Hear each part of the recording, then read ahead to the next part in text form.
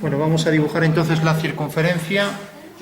Podemos hacer el triángulo o, como decíamos, en vez de hacer el triángulo, podemos directamente coger la regla de asonometría. Entonces, la regla de asonometría pues ya nos da los ejes, por eso digo la conveniencia de tenerla, ¿no? Fijaros que esto ya es el ángulo de 120, entonces coloco aquí la regla, por ejemplo, considerando aquí la vertical, lo alineo con la regla, de esta manera sé que esta va a ser una línea perfectamente vertical, ¿vale? Y esta va a ser una línea que forma 120 grados con la anterior, ¿vale? Con lo cual ya puedo prolongar esta línea y ya tengo ese eje con su prolongación. Ahora hago lo mismo con el eje vertical.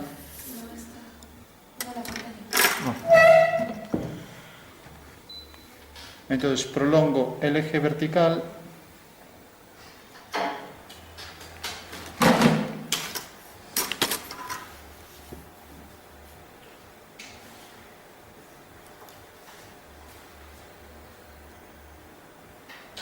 recordad que podemos siempre utilizar la regla para el ángulo de 120 grados. Prolongo esa línea vertical.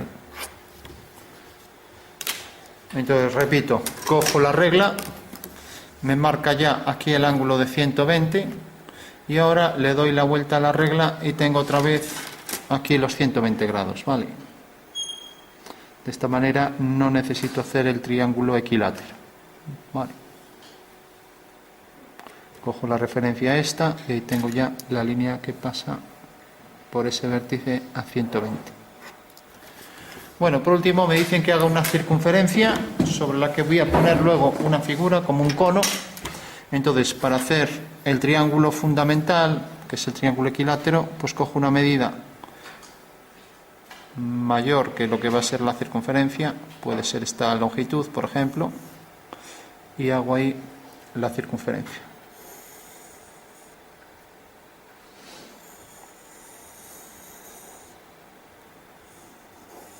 Con lo cual, en los puntos de intersección con los ejes, tengo ya el triángulo fundamental. O sea que por este punto hago una perpendicular a este eje. O sea que acabamos de hacer el triángulo equilátero, pero por un método distinto. Tenemos aquí la horizontal y ahora lo mismo. Tenemos aquí esta línea, lado del triángulo equilátero. Y tenemos la última por aquí.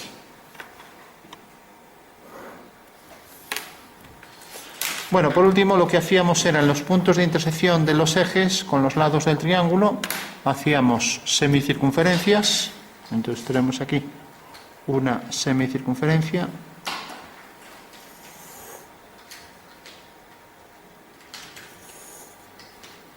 Y hacemos aquí otra semicircunferencia.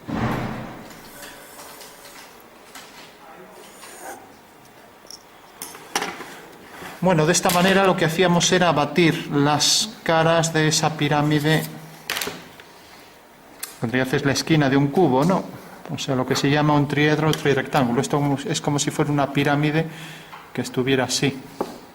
Como si dijéramos flotando aquí sobre, pues pensemos en el agua y un trozo de este cubo que está flotando. Bueno, pues eso sería el triedro trirrectángulo que deja ahí una esquina. Bueno, hago aquí entonces estas otras dos líneas. Y ahora me decían que tenía que hacer una circunferencia de diámetro 36 milímetros, ¿no? Que es en realidad la que tenía aquí, ya que me marca aquí 36.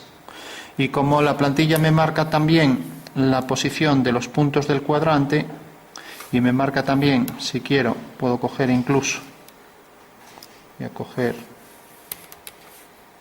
aquí, ya me marca la posición de este eje, voy a colocarla, por ejemplo, así.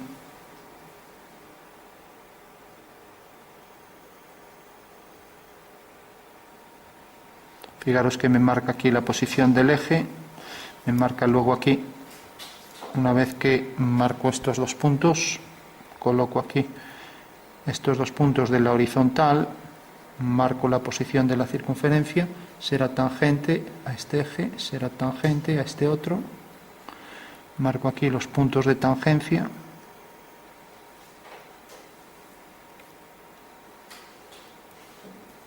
y aquí las líneas a 45 grados. Con lo cual ya puedo hacer con toda precisión el cuadrado circunscrito a esta circunferencia, ¿vale?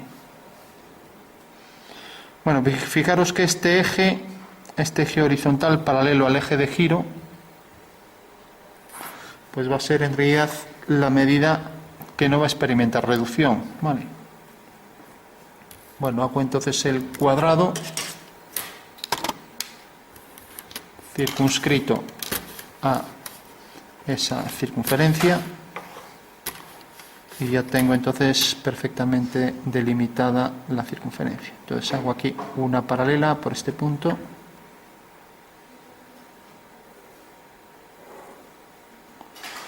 y ahora hago aquí una perpendicular a la anterior, otra perpendicular,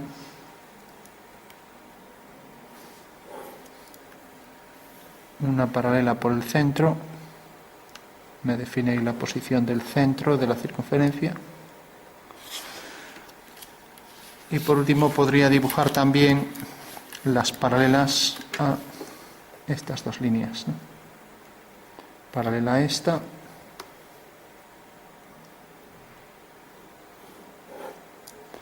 y paralela al otro eje abatido. Bueno, tengo ya entonces la circunferencia con su cuadrado circunscrito, ¿no? Fijaros que la elipse va a tener este mismo tamaño aquí arriba. Ahora lo que hago es proyectar esta circunferencia aquí arriba, ¿no? Entonces, siguiendo la dirección del eje Z, que es este, ¿no?, bajo una vertical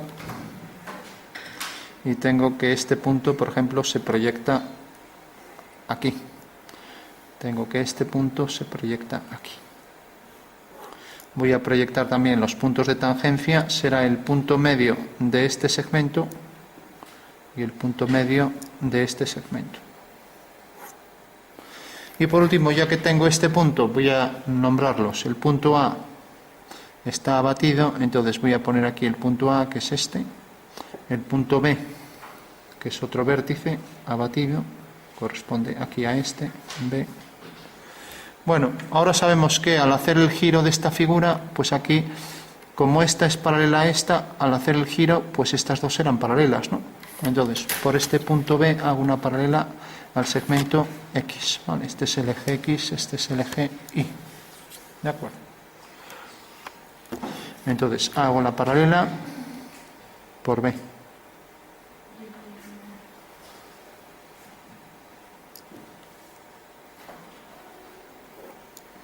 Mientras que ahora hago la paralela al eje Y por A. Y ya tengo ese rombo, ¿vale? A ver.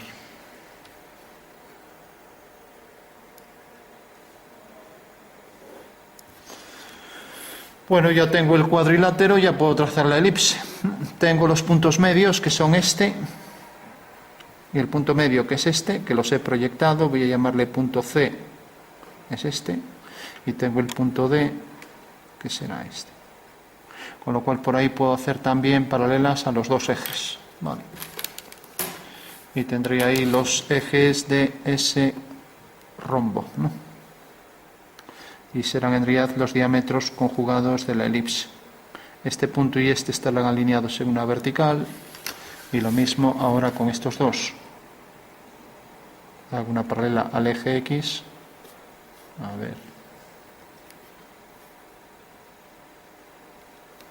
Paralela al eje X hasta llegar a C. Pasará por el centro del cuadrilátero y pasará aquí por la intersección de esta vertical.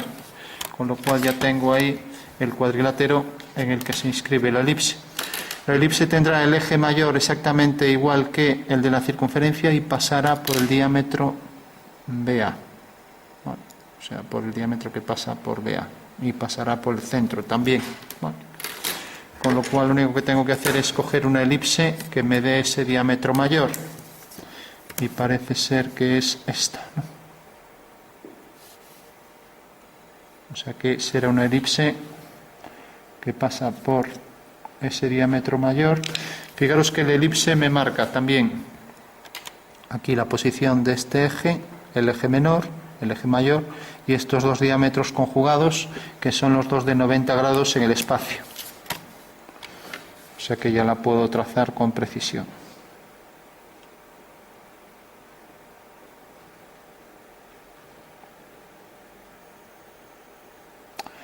Si tuvierais que hacer esto a mano, pues bueno, convendría calcular algunos puntos. Yo, como ya tengo la plantilla, fijaros que debe llegar hasta aquí, pasa por este punto, entra tangente por ese punto, pasa tangente a esa vertical, entra tangente por ese punto, y esta es la representación de la circunferencia en axonometría isométrica, ¿vale?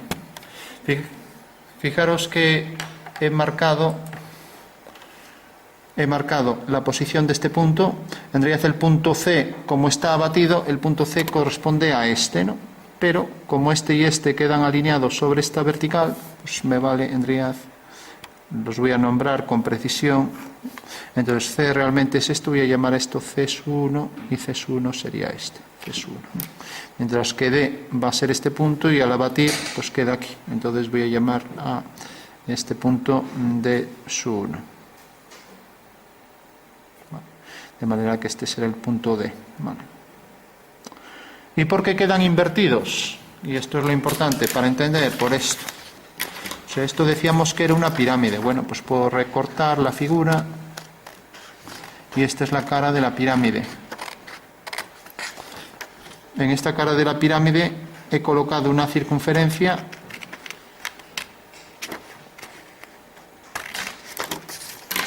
y esta circunferencia, giro la cara de la pirámide, esto es la esquina de esa pirámide, y al proyectar la circunferencia ahí abajo se ve, al proyectarlo ortogonalmente, se ve como la elipse, ¿vale? ¿Lo entendéis, no? Entonces puedo dibujar aquí la circunferencia para que se entienda mejor. Pues la circunferencia sería esta. A ver, voy a marcar aquí los puntos.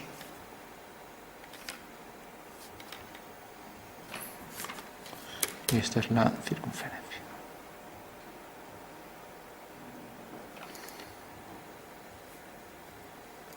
O sea que la circunferencia está sobre esta cara en la pirámide, y al proyectarla pues se ve como una elipse, ¿no?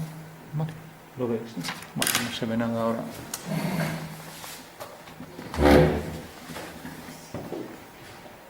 Bueno, pues ese sería el fundamento espacial del ejercicio. El fundamento espacial lo que nos está diciendo es que esta figura estaría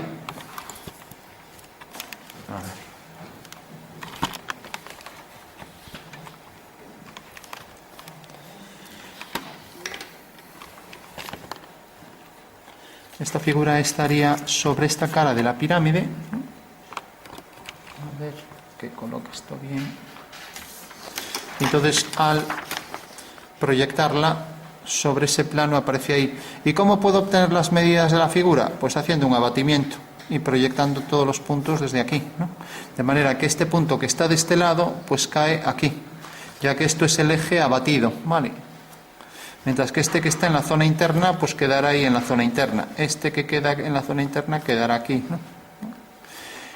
El nombrar que, bueno, pues este punto, en realidad estos dos puntos están alineados en una vertical igual que estos dos, ¿no? Ya que esta es una perpendicular al eje de giro, la recta de máxima pendiente de este plano, ¿no? Bueno, por último, una vez ya que tenemos esto, vamos a dibujar entonces la figura del cono que tenga altura, vamos a darle 3 centímetros. Vale. Entonces, como esto es una pirámide, esta cara también viene aquí, si la recortamos viene aquí, entonces tendré que colocar aquí la base, la longitud del diámetro, y colocar aquí la altura. Entonces, fijaros que el diámetro es 36, o sea que era la circunferencia este, entonces ya lo marco aquí. Este es el diámetro real de la figura, o sea, viene desde este punto hasta este, ¿no? O sea que es esto. Entonces marco aquí la longitud de 36 milímetros, que tendría el diámetro de la base, y ahora coloco aquí la altura. La altura, decíamos, vamos a darle algo más. Entonces en el punto medio de 36, 18, cojo ahí, a ver, 10, 15, 17, 18. Bueno, aquí pues colocaré en paralelo a este eje la altura. Vamos a darle, por ejemplo, la altura 4 centímetros mejor. Aquí tendría que hacer una paralela a esta y colocar aquí los 4 centímetros. O sea que una vez que tengo esto, marco aquí 4 unidades para la altura. Vale. O sea que coloco aquí la altura. Y entonces estoy colocando aquí realmente el alzado del cono, ¿vale? Bueno, pues ¿cuánto se reduce esto? Bueno, pues si hacemos la dirección del eje Y, y como esto pasa por el centro de la figura, voy a llamarlo el punto O, aquí está batido, es este punto, entonces al levantar aquí una vertical corta en este punto, por lo tanto sé que este cono en axonometría pues mide de altura 4, ¿vale? Hago las tangentes y ya tengo el cono. De acuerdo. Esto tendría que ponerlo discontinuo, ya que está detrás y no se ve, ¿vale? Y ya tengo ahí la perspectiva axonométrica, isométrica del cono, ¿de acuerdo? Fijaros que si yo doblara esto, igual que hicimos con esto, si lo doblo, ya tengo aquí la figura del cono, tengo su altura aquí, la proyecto aquí, con lo cual ya sé que ese es un cono de altura 4, ¿vale? De altura 4 y diámetro, bueno, estamos hablando aquí en milímetros, pues aquí tendríamos que poner altura 40, ¿vale? Bueno, pues esa sería la axonometría isométrica del cono, ¿vale? Axonometría isométrica. Y decimos isométrica porque estos tres ángulos son iguales. Más adelante haremos ángulos distintos, ¿no? Pues por ejemplo estos tres forman ángulos distintos, ¿no? Siempre tienen que ser mayores de 90 en las axonometrías ortogonales, ¿no? Cosa que no pasa en la caballera y militar, que utilizamos ángulos de 90, pero en este caso siempre tienen que ser mayores de 90 grados, ¿vale? Bueno, pues recordad que siempre en el espacio, si yo cojo este plano y lo giro, pues visto ortogonalmente desde arriba, debe coincidir exactamente esta figura con esa de abajo. Eso quiere decir que va a quedar al revés aquí, ¿no? Porque es un abatimiento de esta cara, ¿vale? O sea que siempre, como veis, es una elipse que se proyecta ahí, ¿no? Y que debe coincidir exactamente con la figura, ¿vale? Y eso pasa para todos los elementos. Si yo, por ejemplo, proyecto aquí este punto, ya que verlo aquí es algo complicado, entonces proyecto este punto siguiendo esta dirección, tengo aquí esta longitud 4, ¿no? La vamos a marcar a tinta para que se vea mejor. Entonces esa longitud 4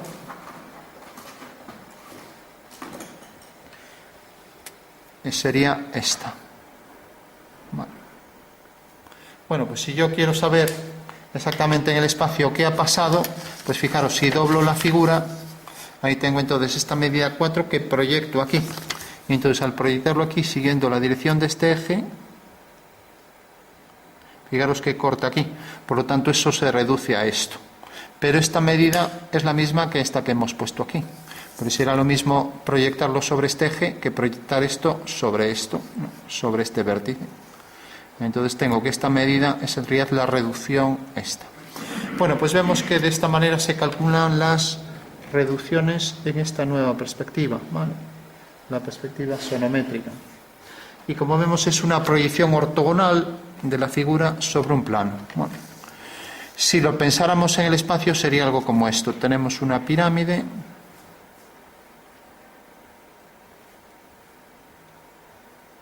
Y en esa pirámide tenemos aquí sobre una cara una circunferencia. este vértice de la pirámide lo hemos proyectado aquí, nos da el ortocentro, y ahora proyectamos aquí estos puntos, provocando aquí la proyección de la circunferencia, la proyección axonométrica e isométrica, con lo cual si proyecto la circunferencia se transforma aquí en una elipse, ¿no? Bueno, pues esto es lo que acabamos de calcular, la proyección de la figura que está en esa pirámide, en una cara de la pirámide, sobre este plano, y me provoca aquí esta elipse, ¿vale? Ese sería el fundamento espacial, ¿de acuerdo? Lógicamente, si imagináis que este triedro trirrectángulo pues es un trozo de un cubo que está flotando en el agua, para entenderlo, si yo por ejemplo tiro de esta arista, pues tendrías la esquina del cubo quedará de esta manera, por ejemplo, ¿no? De manera que esta arista es más larga. Entonces tenemos otro tipo de axonometría que sería, pues por ejemplo, la perspectiva axonométrica dimétrica del cubo. Como veis en la dimétrica, pues aquí hay dos ángulos iguales y uno desigual, ¿no? Como vemos aquí, pues habría este ángulo igual que aquel de atrás y este distinto, ¿no? Y se proyecta de forma distinta los tres ejes, ¿no? Por eso en este caso los tres ejes van a quedar, por ejemplo, así, ¿no? Bueno, sería el caso de dimétrica, ¿no? Bueno, pues este sería el fundamento espacial de la dimétrica y este de la isométrica, donde los tres ángulos se proyectan con ángulos iguales, como pasa en esta perspectiva, ¿vale? Bueno, pues esa sería la perspectiva axonométrica e isométrica de un cono, ¿vale? Si este cono, por ejemplo, lo cortáramos manualmente aquí, sabemos que estas elipses tienen el eje mayor siempre horizontal, y por ejemplo lo cortamos a una altura cualquiera, entonces vamos a hacer el proceso inverso, o sea, partiendo de una figura tridimensional vamos a obtener sus vistas, ¿no? Entonces fijaros, cojo esta elipse, marco aquí la posición del eje, aunque no se distingue muy bien, y esta elipse, como veis, es ahí tangente en estos puntos y sería un cono cortado. ¿Alguien sabe cómo se llama el cono cortado? Cono truncado, ¿vale? Bueno, pues fijaros, este sería el cono truncado, ¿de acuerdo?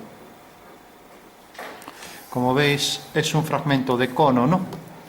Y fijaros que aquí, pues esta es una sección horizontal porque sale una elipse idéntica a la anterior. O sea que va a ser una elipse circular, quiero decir, va a ser una sección circular, ¿no? Entonces, si yo hago las tangentes, aquí puedo ver exactamente la altura que tiene aquí, ¿no? Entonces, si hago, pues por el punto medio de la elipse, tendría que marcar ahí los ejes, ¿no? Los voy a marcar así a ojo, aunque bueno, la elipse que he dibujado me marca perfectamente la posición de todos los ejes, tanto los ejes principales de la elipse, que son los horizontales, o sea, por el punto medio me marca este eje, que deja los cuatro fragmentos iguales, y luego me marca también los diámetros conjugados, que será el eje que pasa en paralelo al eje X, ¿vale?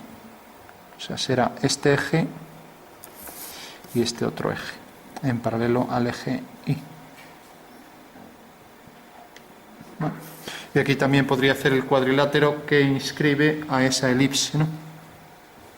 Bueno, pues fijaros que en esta circunferencia de sección puedo trazar por el extremo del diámetro conjugado una línea paralela, ¿no?,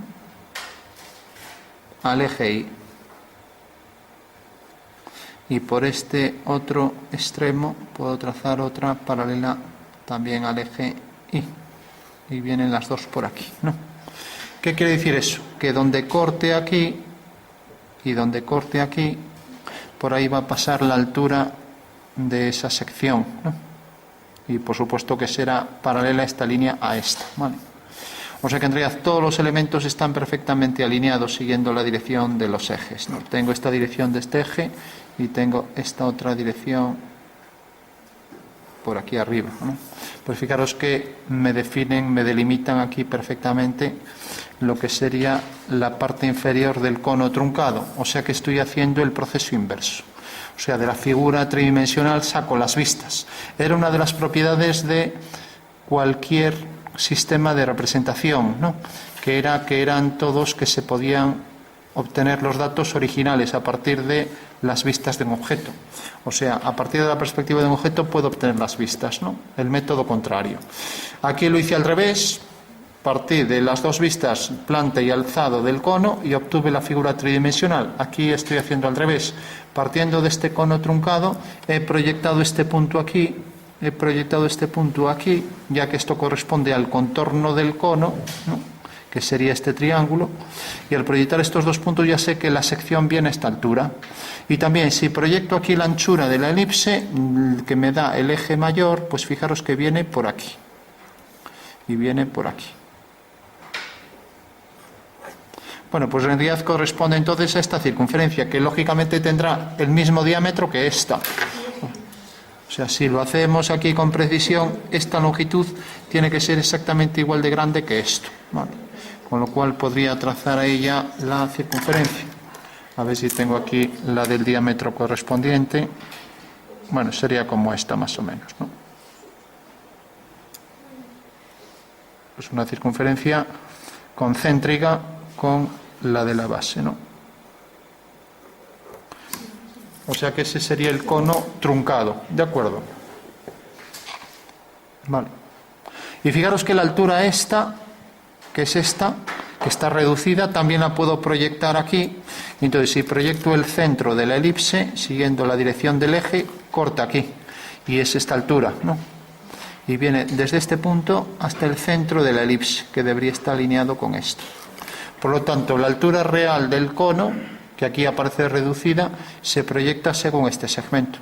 Con lo cual ya sé que esta es la planta del alzado que corresponde a este cono, ¿vale? Bueno, pues de esta manera obtendríamos entonces el cono truncado, ¿vale?, que tenemos aquí. Vamos a darle algo de sombras para que se perciba mejor lo que es el cono truncado de lo demás, ¿vale? Y fijaros que todos los elementos deben estar siempre perfectamente alineados, tanto en la perspectiva con las dos vistas, porque si no están alineados, por ejemplo, vértice con vértice, tangentes con los puntos extremos, las longitudes aquí abajo también, etcétera, ¿vale? Si no están alineados, pues la sonometría no está bien, ¿no? Para eso hacemos los abatimientos, para obtener las medidas en verdadera magnitud y para obtener a veces las verdaderas formas, ¿no? O sea, si partimos de la perspectiva, obtenemos aquí verdaderas formas para un alzado y aquí para una... Vamos a darle aquí un poco de sombra por lateral, ¿no? Bueno, pues esta sería la superficie cónica ya truncada.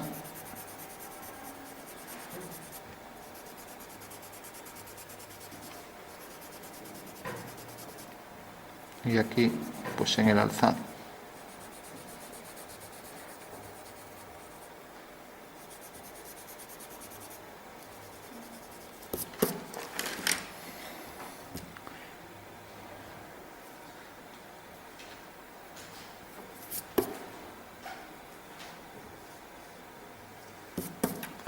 Bueno, tenemos ahí entonces ya la perspectiva de la figura. Aquí arriba, como se supone que la figura es sólida, no tiene hueco, no deja ver esta parte interna, ¿no? Si solo fuera superficie, pues ya que marca mucho esta línea, podría marcar dentro la superficie y lo haría así, pues marcando la superficie. Entonces entiendo que solo es la superficie, o sea que realmente el cono no es sólido, es hueco en el interior, ¿no? Entonces tendría que hacerlo así, ¿vale? De esta manera estoy marcando que es superficie hueca, ¿no? Y lo puedo marcar entonces como superficie hueca. De esta manera también proyectaría dentro lo normal, pues algo de sombra, ¿no? Ya que es el interior, no deja pasar la luz, y esa sería la forma de indicar entonces que dentro se podría calcular la sombra, pero bueno, como apenas hemos visto eso, simplemente lo dejamos indicado así. Tenemos ahí el interior de la superficie cónica, ¿vale? Bueno, pues esa sería una superficie cónica que tiene un hueco interno y que nos deja ver aquí, pues tanto la parte exterior por aquí como la parte interior. Podemos darle más contraste. Recordad que si en el dibujo dais más contraste, la figura tiende a parecerse a objeto metálico, ¿vale? ya que los objetos metálicos reflejan los efectos de luces y sombras con más intensidad, y eso hace falta, y eso lo que redunda es en mayor contraste, ¿no? Bueno, pues tenemos ahí ya la superficie cónica que nos deja ver el interior con el hueco interno, ¿no? Aquí entonces remarcamos bien esta línea y esta de aquí.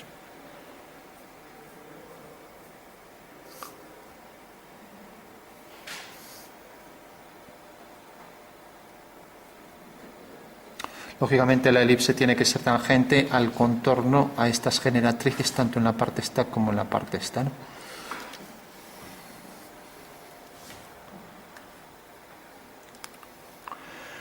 Bueno, recordamos, todos los puntos están alineados, entonces como el perfil del plano ZX es este plano que viene por aquí en vertical, fijaros que si dibujo el cono aquí, lo voy a dibujar así en plan boceto para que se entienda. Si dibujo aquí el cono siguiendo la dirección de ese eje, viene por aquí. Este es el eje conjugado, cuya sección es esta. Y por aquí pasa el eje vertical, el eje de revolución. O sea, esta sería la sección meridiana del cono, ¿vale? Y aquí las tangentes. Bueno, pues si nos fijamos, esta sección corresponde en realidad a esta vista abatida, ¿no? O sea que podría proyectarla aquí también, podría coger este punto y por aquí levantar una vertical, y siguiendo esta dirección corta aquí, y entonces tengo que el cono viene, la proyección de este cono sería esta, desde aquí hasta aquí. Vale. Bueno, pues fijaros que esta forma que tengo aquí es en realidad, si giro el plano, es la que tengo aquí. O sea, realmente si giro este plano al hacer el abatimiento, o sea que esta sería la proyección de esta figura, la proyección del contorno del cono que corresponde a esta generatriz, y aquí detrás a esta otra, ¿vale? O sea, esta sección, para entenderlo, ¿no? O sea, esta sección es la que se proyecta sobre este plano. Y este plano tiene esta cara, este contorno proyectado, el contorno que abatido está aquí. Y entonces este punto coincide con este. Aquí tendríamos la proyección en este alzado de la figura, que sería esta. O sea que aquí tendríamos entonces también la superficie cónica proyectada sobre el plano ZX, ¿no? ¿Vale? Y esta es la que aparece aquí abatida. Vale. Y estas alturas se corresponden perfectamente, las tangentes se corresponden con el extremo, por eso aquí al proyectar este punto del extremo llamaremos punto M, y aquí punto M abatido. Por ejemplo, el punto A corresponde a este punto abatido, este punto del extremo a este de aquí, etcétera, ¿no? Y así con todos los demás. Bueno, pues esa sería la superficie cónica que nos deja ver el interior ahí, de manera que aparece ahí el hueco, ¿vale? Y aquí abajo pues quedaría solo esto, o sea que si tuviéramos que sombrear, sombrearíamos pues todo esto, solo la corona circular, ¿vale? O sea, esto de aquí. Ya que tenemos solo la parte externa de la superficie con el truncamiento que hemos ejecutado, ¿no? Y lo mismo aquí.